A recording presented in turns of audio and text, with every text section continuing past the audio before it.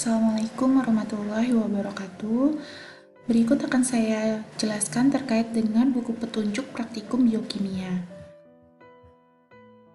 Kita mulai dari percobaan pertama. Untuk percobaan pertama, kita akan membahas karbohidrat, yaitu uji identifikasi karbohidrat secara kualitatif. Tujuannya adalah untuk memahami metode-metode uji identifikasi dari karbohidrat itu sendiri.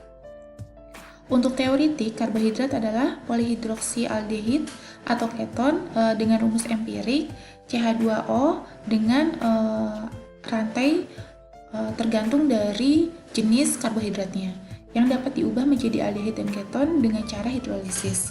Kemudian disusun dari 2 atau sampai 8 monosakarida membentuk suatu rangkaian karbohidrat. Di sini ada jenisnya, ada monosakarida, oligosakarida, polisakarida yang akan diuji secara kualitatif atau identifikatif dengan beberapa reaksi. Yang pertama ada reaksi Molis. Ini membuktikan adanya karbohidrat dengan menghasilkan warna ungu. Untuk Benedict di sini adalah untuk membuktikan adanya gula reduksi. Gula reduksi itu sendiri adalah gula yang mengalami hidrolisis dan bisa terurai menjadi sedikitnya 2 buah monosakarida. Jadi dia itu memecah ikatan karbohidrat menjadi penyusunnya. Contohnya adalah fruktosa dan sukrosa. Nah, di sini prinsipnya adalah gugus aldehid atau keton bebas akan mereduksi ion tembaga dalam suasana alkalis menjadi Cu+ yang mengendap sebagai Cu2O berwarna merah bata. Jadi hasilnya adalah warna merah bata. Kemudian uji Barfoot di sini juga membedakan monosakarida dan disakaridanya, mengontrol kondisi pH serta waktu pemanasannya. Jadi ada proses pemanasan di sini yang terjadi untuk mereduksi ion Cu2+ menjadi Cu+. Yang dihasilkan adalah warna merah bata juga. Kemudian uji Seliwarnov di sini prinsipnya adalah konversi fruktosa menjadi asam levolinat dan hidroksimetilfurfural oleh asam hidroklorida panas yang terjadi kondensasi hidroksi metil furfuralnya dengan resorsinol yang menghasilkan senyawa berwarna merah. Jadi nanti positifnya juga berwarna merah. Kemudian yang terakhir adalah hidrolisis pati. Di sini nanti akan ada 2 reaksi atau identifikasinya dengan warna biru dan dengan hasil basa dari kertas lakmus. Ini alat dan bahannya, kemudian cara kerjanya. Nanti untuk uji Molis di sini dimasukkan 1 ml larutan sampel berupa glukosa, sukrosa, maltosa, arabinosa, dan amilum. Kemudian ditambahkan 3 reaksi Molis, 3 tetes reaksi Molis, dan ditambahkan H2SO4 perlahan pada dinding tabung. Kemudian kita lihat hasilnya. Tadi yang warna ungu itu adalah cincin warna ungu. Jadi membentuk suatu cincin dari Molis dan H2SO4-nya itu. Tidak boleh ada pengocokan setelah pemberian H2SO4 dikarenakan akan merusak cincin sehingga berubah warna menjadi kehitaman. Kemudian untuk uji Benedict di sini masukkan larutan sampel seperti tadi, kemudian reaksi Benedict-nya 1 ml. Nah, di sini ada pemanasan selama 5 menit, kemudian kita amati perubahan warna menjadi warna merah bata. Untuk uji Barfoot juga kurang lebih sama, tetapi yang berbeda di sini adalah reaksi Barfoot yang digunakan kemudian dididihkan selama 1-2 menit dan didinginkan pada air mengalir, kemudian kita baru lihat perubahan warnanya menjadi warna merah bata juga. Kemudian uji Seliwarnov di sini sama kurang lebihnya ya, memasukkan sampel kemudian ditambahkan Seliwarnov tetapi dididihkan selama 1 menit saja. Nah, ini langsung dilihat perubahan warna merah batanya. Untuk uji hidrolisis pati di sini memasukkan 1 sampel yaitu amilum sebanyak 5 ml, kemudian tambahkan 2,5 HCl, kocok homogen, kemudian panaskan selama 3 menit. Dari uji tabung reaksi induk uji itu, kemudian diambil 2 tetes larutan pada tabung reaksi yang lain yang ditambahkan 2 tetes amilum, 2 tetes iodium. Kemudian amati warna yang terjadi. sampai dia berubah warna menjadi kebiruan.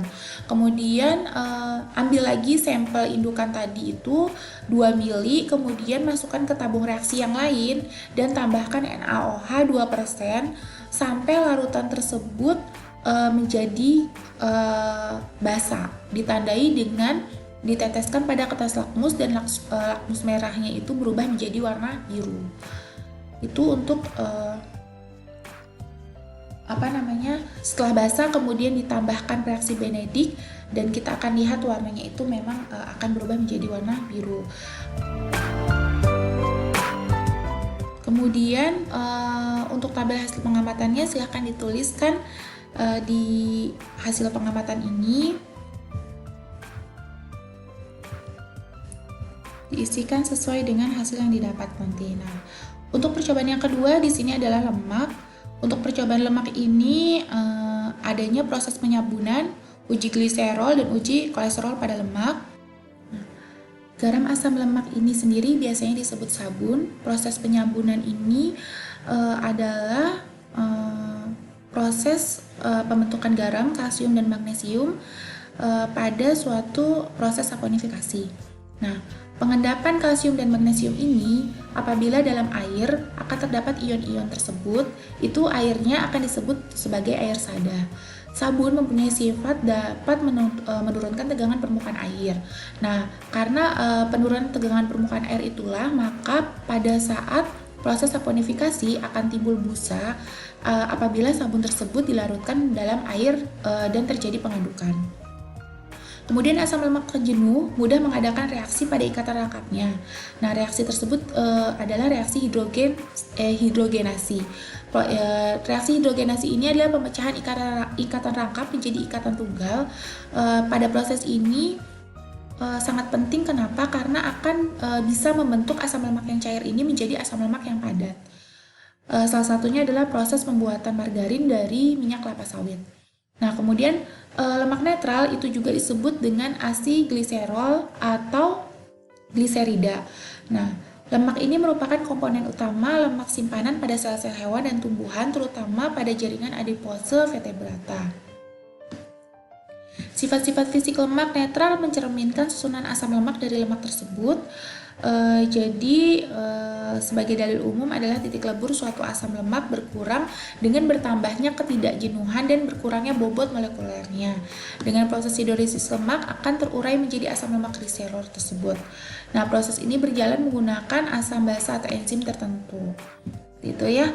Kemudian kalau kolesterol merupakan lemak darah yang disintesis dari hati serta ditemukan dalam sel darah merah, membran sel dan otot.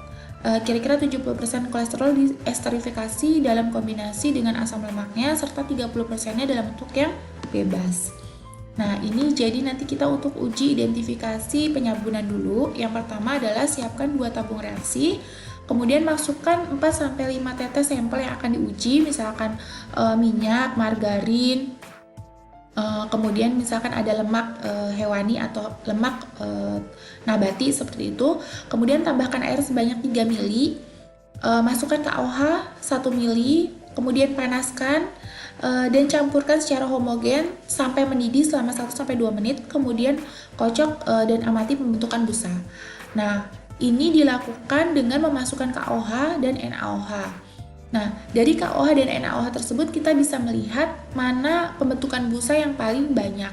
Jika semakin banyak pembentukan busa, maka proses saponifikasinya itu juga semakin baik. Untuk yang kedua adalah uji gliserol. Di sini disiapkan 2 tabung reaksi, masukkan ke HSO4 setinggi 0,5 cm ke dalam 2 tabung reaksi tersebut, kemudian baru ditambahkan 5 tetes sampel yang akan diujikan. Nah, kemudian tambahkan lagi ke HSO4 dan panaskan dengan hati-hati. Kita akan melihat di sini, kita akan mengamati terkait dengan baunya. Jadi nanti pada sampel misalkan ada minyak, margarin, susu ataupun dari lemak hewani, itu dari sampel tersebut mana yang baunya itu semakin tengik seperti itu. Nanti bau tengik itu menandakan ada lemak jenuh atau tak jenuhnya. Kemudian ada uji kolesterol. Dengan cara larutkan sedikit kolesterol menggunakan kloroform hingga larut, kemudian tambahkan 10 tetes asam asetat anhidrit dan 2 tetes H2SO4 pekat. Kocok perlahan dan nanti amati perubahan warnanya. Dari situ nanti kita bisa lihat perubahan warnanya. Nah, hasilnya kita lihat di sini tingkatan warna intensitas untuk kolesterol. Jadi semakin dia pekat warnanya, berarti semakin tinggi intensitasnya. Seperti itu. Untuk protein di sini percobaan yang ketiga kita akan membahas terkait protein. Ada uji kualitatif protein dengan metode ninhidrin, biuret, dan sulfur, kemudian santoprotein. Tujuannya adalah untuk menguji asam amino dengan reaksi ninhidrin, biuret, santoprotein, dan reduksi sulfur. Ya, kita mengetahui bahwa protein itu merupakan komponen yang tersusun atas asam amino yang terikat pada ikatan peptida. Seperti itu ya.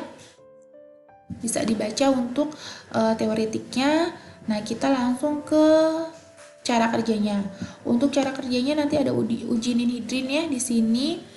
Masukkan 5 tetes sampel ke dalam tabung reaksi yang berbeda-beda, kemudian tambahkan reaksi ninhidrinnya sebanyak 5 tetes. Setelah itu panaskan pada air mendidih selama 3 menit. Nanti kita lihat perubahan warna yang terjadi. Kemudian